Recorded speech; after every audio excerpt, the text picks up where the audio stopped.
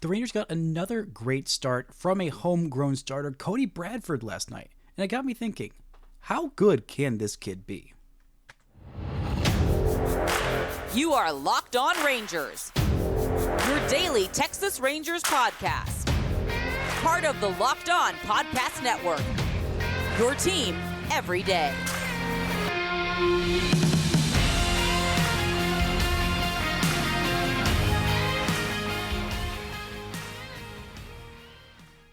You are locked onto the World Series champion Texas Rangers. I'm Bryce Patrick, a cripplingly addicted Texas Rangers fan covering this team for 11 seasons, including all 6 as the founder and host of this podcast. Thank y'all so much for making Locked On Rangers your first listen every single day. If not already, you can follow me on Twitter at Bryce Patrick. You can follow the show at Locked On Rangers. Hit subscribe on your favorite podcast platform, and on YouTube, where the best way you can help grow the show is to comment nearly any single thing below.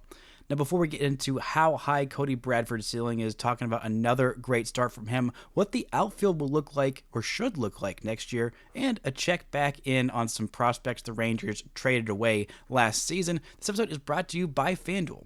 Now through September 22nd, all FanDuel customers can bet $5 and get a 3-week free trial of NFL Sunday Ticket from YouTube and YouTube TV. Just visit FanDuel.com to get started. Now, last night was another fantastic start by the local lefty Cody Bradford. 7 innings, 5 hits allowed, no walks, 6 strikeouts, and 0 runs. An economical outing and a much-needed good bounce-back outing for Cody Bradford, who I think maybe could have gone out there for the 8th inning, but in a close game, the Rangers had their 1-2 punch at the back end of the pen in David Robertson and Kirby H to come in and shut the door down. 2 combined perfect innings from those two, and a combined 3 strikeouts in a no-drama 2-0 victory over the Toronto Blue Jays. We'll talk more about the offense in the second segment when we get to Adolis Garcia and his home run and questions about what to do with him next year. But the story of last night was definitely Cody Bradford. Coming off his worst start, maybe in his major league career, definitely of this season, where he just got absolutely blasted in Arizona. His ERA jumped up nearly a full run from 3.05 before that game to 3.97 after the Diamondbacks dropped 8 earned runs on him in 3 2/3 innings. The fact that he was able to get through 3 2/3 innings was honestly impressive, given the state of that Diamondbacks offense, which is heated back up again and has been one of, if not the best offenses in baseball since the All-Star break. I speculated on the show last week that he might have been tipping his pitches because, you know, when somebody is getting hit that hard and the velocity and the spin rate and everything on the stuff isn't, that off, and he's not really missing his spots, that's kind of generally my assumption there, is that he's tipping his pitches because that would be something that made sense. And I wasn't alone in that. Dave Raymond on the broadcast also suggested it. I think I tweeted it right as he was saying it on the broadcast, and he said that he talked to Bochy and the staff afterwards. They said, yeah, well, it was something that we thought, so we went and checked it, and nope, he wasn't tipping his pitches. He was just not pitching well. And one of the things that he wasn't doing that he had done previously is pitching to his strengths. Cody Bradford, even though he throws an 89.4 mile an hour four-seam fastball, is a fastball first pitcher and has a very, very good fastball and a very good changeup as well. Now, the breaking stuff exists for him basically to get hitters off the scent of the other stuff and just change things up and, throw them off. But against the Diamondbacks, they'd struggled a little bit with breaking stuff, so his game plan was more about, in that game, going towards what the Diamondbacks struggle with, as opposed to just sticking with his strengths. Which, as a pitcher, there's kind of that battle with what you're trying to do. Are you trying to do what you do well and hope that your strengths are just better than their strengths? Like, say you got a great fastball, but they're a great fastball hitting team, just trusting your fastball and changeup to be better than their ability to hit fastballs or changeups or whatever. And he kind of got out of his normal game plan, but in this game, he went back to the game plan that had worked for him so many times in the past, and he was just straight up dominant. Through 90 pitches in this one, 44 of those were fastballs, 36 of those were changeups, and only 10 of them were not those pitches. 3 curveballs, 7 sliders. Pretty solid outing for him. I mean, this is a guy who has been the biggest, outside of Kumar Rocker. Before that, he was the biggest developmental win. He is the one who has broken the curse. That it is done. The Rangers have finally developed maybe now multiple competent starting pitchers that are homegrown, drafted, developed the whole way up here with the Rangers. That's a huge win. That's a massive, massive win. On top of whatever's happening with Jack Leiter and Kumar Rocker and Alejandro Rosario and Emiliano Teodo and Winston Santos and whoever else you want to include in that whole bunch. Shout outs to Colt Drake as well, another local lefty. But Bradford, the ceiling on him is interesting because, for my money, there's basically 3 subcategories of starting pitchers in Major League Baseball. There's an ace, who I defined as someone who you feel good about starting game 1 of a playoff series. I think it really is, that's what it comes down to, is what makes an ace. Then there's category number 2, playoff caliber starter. Do you feel confident starting this person in a game 3 or a game 4 of a playoff series? Can you get away with that? Can they give you 5 innings, 3 runs in a playoff game against a playoff caliber offense? And if they can, that's an important thing to have. Those guys are expensive. Aces, also very expensive. And then there's the third kind of pitcher. Can you just be a competent starter, go every 5th day, and give your team a chance to win most times out and not deplete the bullpen? Those guys are usually your 4s and 5s in your rotation. Usually the playoff caliber starter, that's about a number 3. When I think of a number 3, I think of, let's start with the ace, number 1. The guys are dominant. Even when they don't have their stuff, they're dominant. They find ways to get out. They find ways to get hitters to strike out. Even when, they're not feeling their best, they find ways to game plan and dominate. Those are your Jacob deGroms. Those are your Nate Eovaldi's, your Max Scherzers at his peak, and maybe Kumar Rocker at his peak as well. Then you have your number 2s. Occasionally, they'll have some amazing, amazing starts and look really darn good. And when they don't have their stuff, sometimes they're a little bit more hittable. Usually don't have too many blow-up outings, but, not amazing. And that's kind of what I thought of as, C.J. Wilson at his peak. He'd have those incredible outings, but, when he wasn't on his game, he could definitely be gotten to. Not quite, a guy who I thought would be feeling really, really great about starting game 1 of a playoff series. Maybe that's revisionist history a bit. But yeah, that's kind of what I think of as a number 2. Now, a number 3 is a guy who sometimes I think of Derek Holland at his peak is just the ideal number 3, or my, ideal platonic whatever of a number 3. Sometimes they'll go out there and they'll look absolutely unhittable. Other times they'll just get blasted. They'll just get absolutely rocked and have those kind of blow-up starts. And it's very, very volatile. That's kind of what I think of as a number 3. That's what I think Jack Leiter is moving towards, in my mind. I think that's about where he's going to end up. I'm hoping that he gets the chance to start next year. I talked a little bit about it on yesterday's show of him not being in the rotation, why I think that's a mistake. Then you have your number 4s, guys who are going to go out there and about every time out, they're going to give you 5-6 innings, around 2 to 5 runs, and they're going to be fine. And your number 5 stars, they're going to go out there. They will participate, and they will eat up some innings for you occasionally. But I think with Cody Bradford, it's difficult to tell what kind of subcategory he fits into, because he's really bordering on that, number 3. I think right now he's a number 3 in your rotation, which is borderline of can he start a playoff game. Right now, if the Rangers were in the playoffs, I would feel confident in starting Cody Bradford in a playoff game. I would feel fairly confident. Now, is that who he's going to be long term? I'm not entirely sure. And if you look at the Rangers 2025 rotation of guys who have that are starting playoff caliber guys, I'd say you've got Jacob deGrom, Kumar Rocker, and Tyler Mahle. Borderline guys would be Jack Leiter and Cody Bradford, with me feeling a little bit more confident in Cody Bradford being able to start a playoff game next year than Jack Leiter. Now, Jack could go out there and, be in the rotation next year and make more leaps and bounds and be more consistent and look more like that guy the Rangers thought he could be coming out of Vanderbilt. Maybe. Or maybe Jack Leiter ends up being an absolutely nasty back-end reliever, and that can provide some value too. But I think Cody Bradford's steps forward this year are so darn important. It's also why I think that, obviously those 3 guys that I mentioned in deGrom, Rocker, and Mahle, they've all got some injury history, and you're probably not going to have all three of them healthy if the Rangers are in contention and getting to the playoffs next year. You hope so. And if they're all healthy for the whole year, then you probably are more likely to be in playoff contention. But it also goes to show the importance of why I think the Rangers, need to focus first and foremost on bringing Nathan Eovaldi back next year.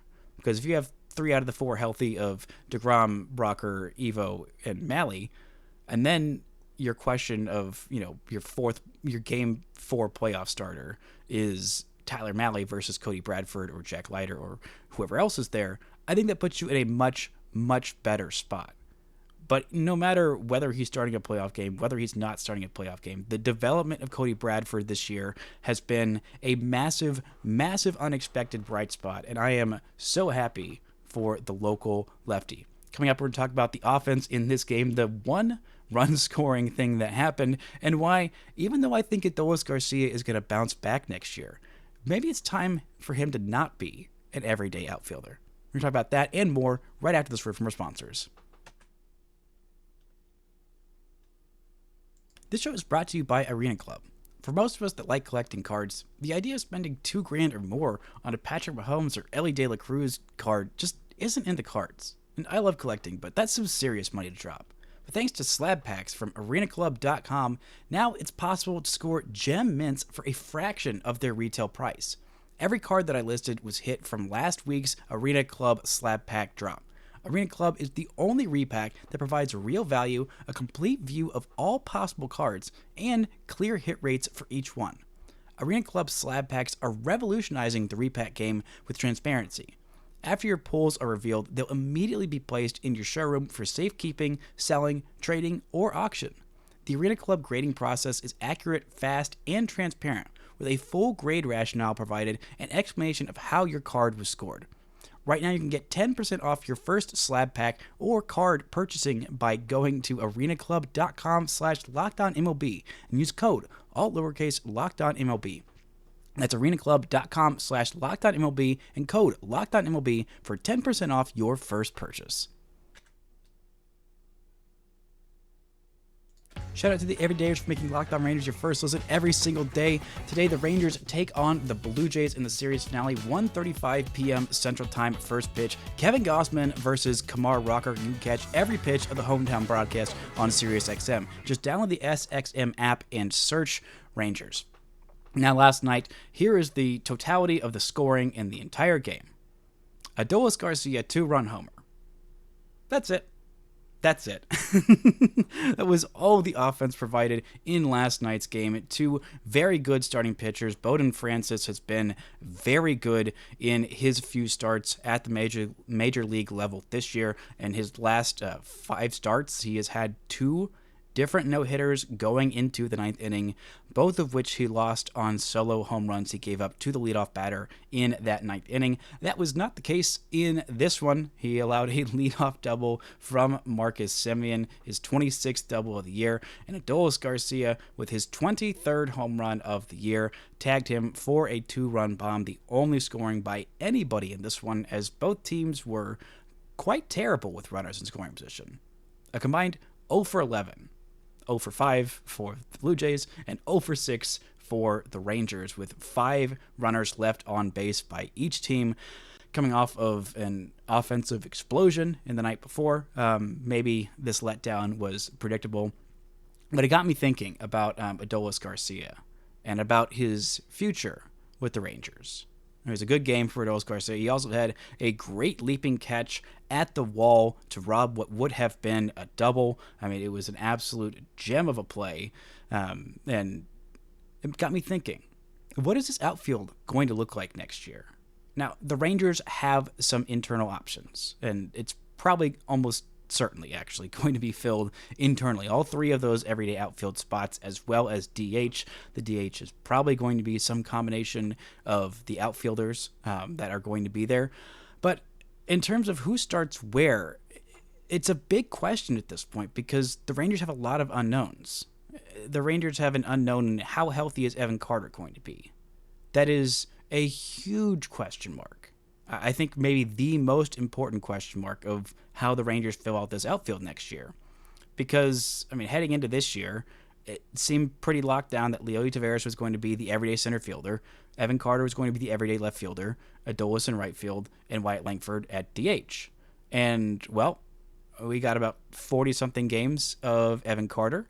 We got a healthy season from Adolis Garcia that has been the worst of his major league career. And we had a really dang disappointing season from Leody Taveras. It's a bad year for Leody. Offensively, defensively, he's been better in the second half, but offensively, he just has not even been a league average bat. When you're not making all the great plays, you're making a lot of not very smart plays defensively in center field, and you are a defense first guy, and you can't be, even within 10% of league average with the bat. That does not denote an everyday player.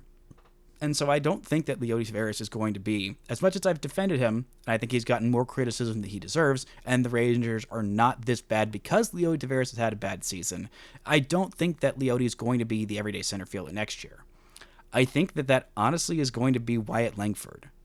I think that is the trend that they're trending towards.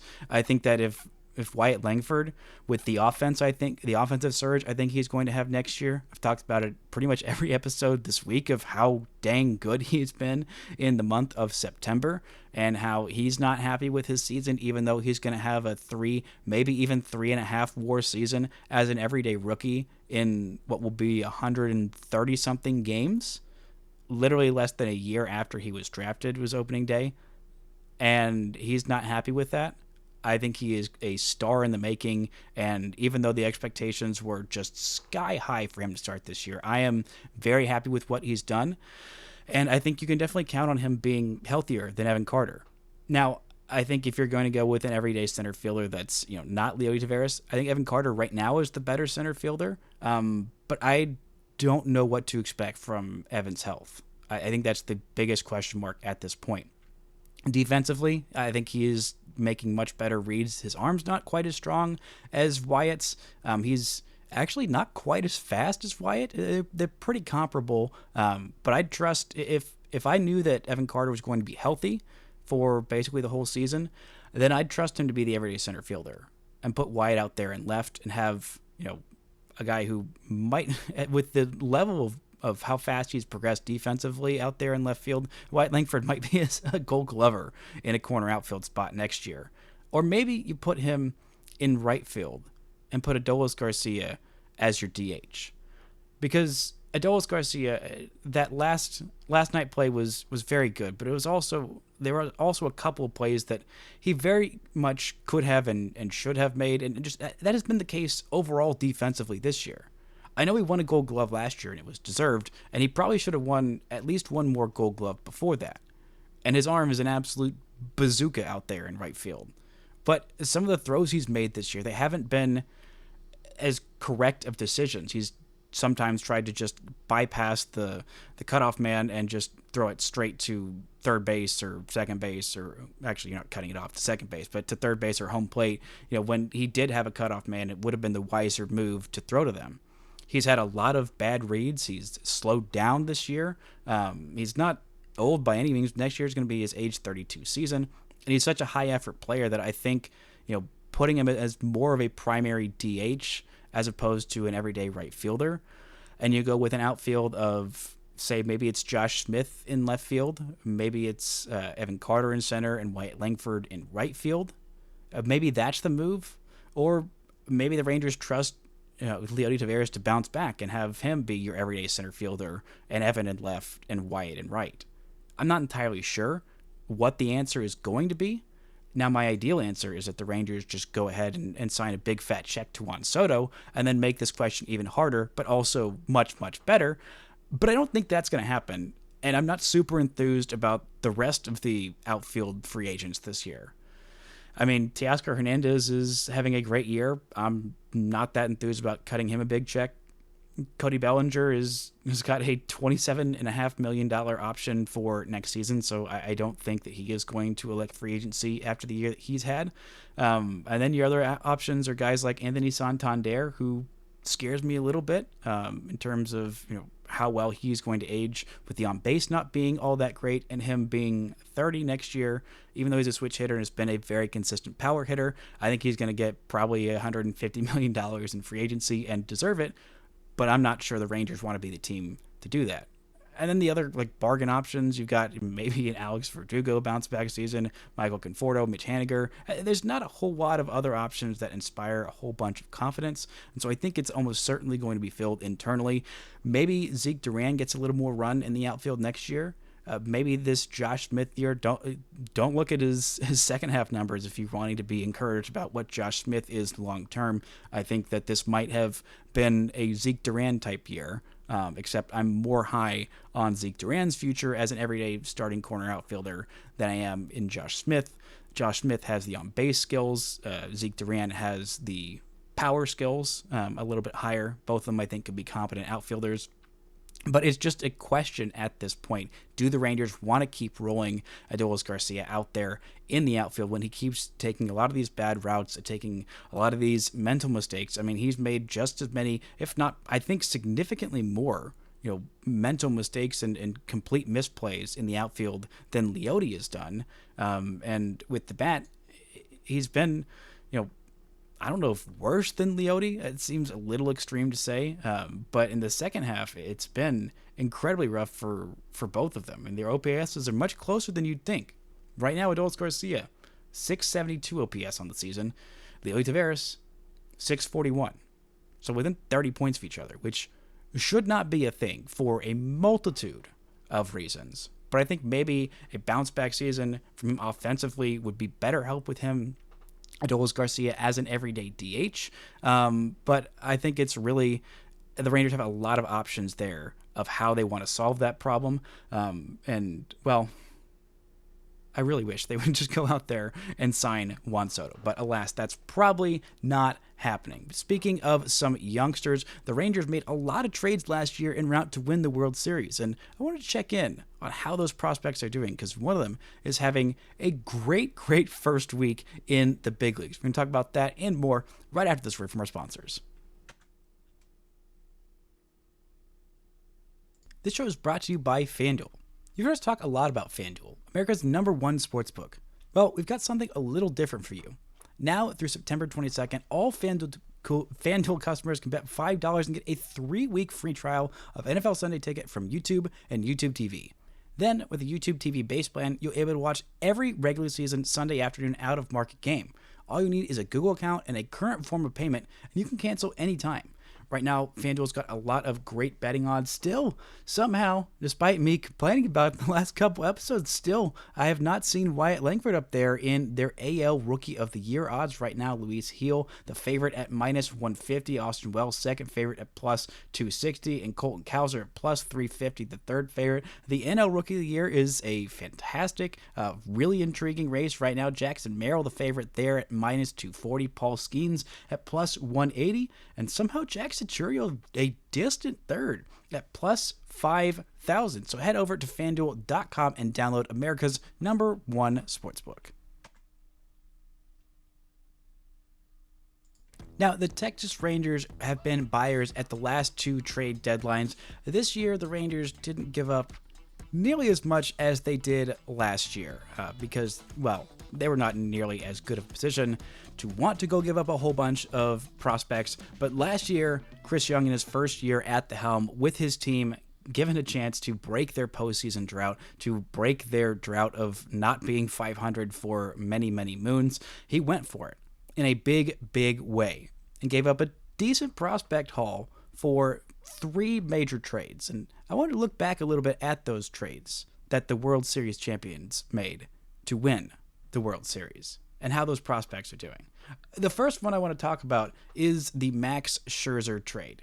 Now, that was a really interesting and fascinating trade. The Rangers acquired Max Scherzer and $36 million from the Mets, and also gave up one prospect, Luis Angel Acuna.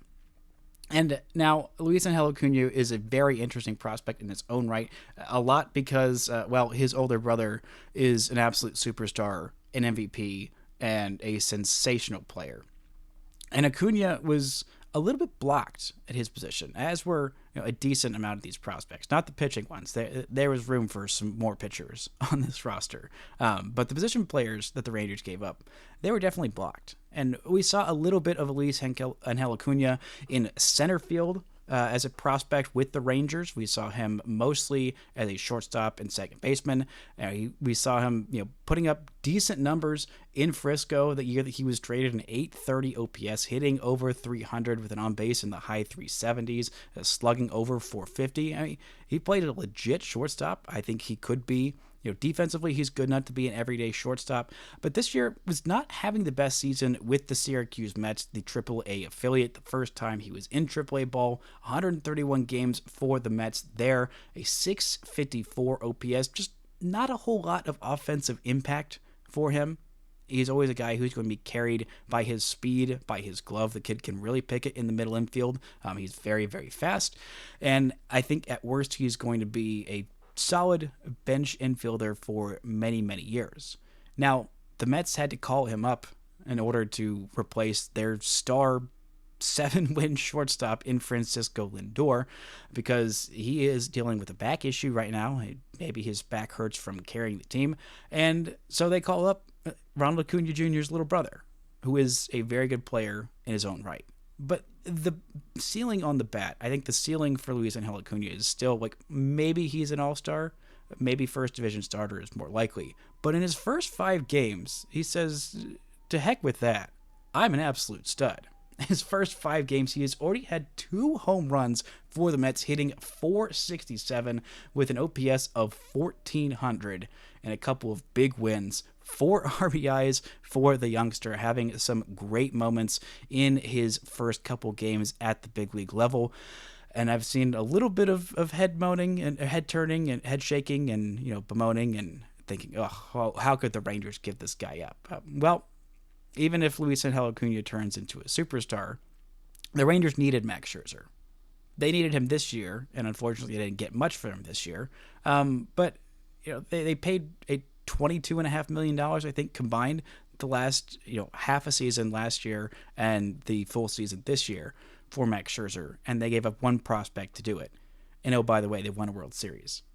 Definitely a worthwhile trade, and I'm excited for Luis Angel Acuna to see what he can be in his major league career. A fun first couple of games for him. Then we look at the next trade where the Rangers gave up, at the time, what I thought was a more hefty return. I still think is a more hefty return and might end up hurting a little bit more. The trade where the Rangers acquired Jordan Montgomery, and they also acquired Chris Stratton, one of which was a little more helpful in the Rangers' pursuit of the World Series, but both were needed. The Rangers just needed competent arms in the bullpen, and Stratton, while he wasn't great, he was consistent, he was durable, and the Rangers felt like threw him out there every other game.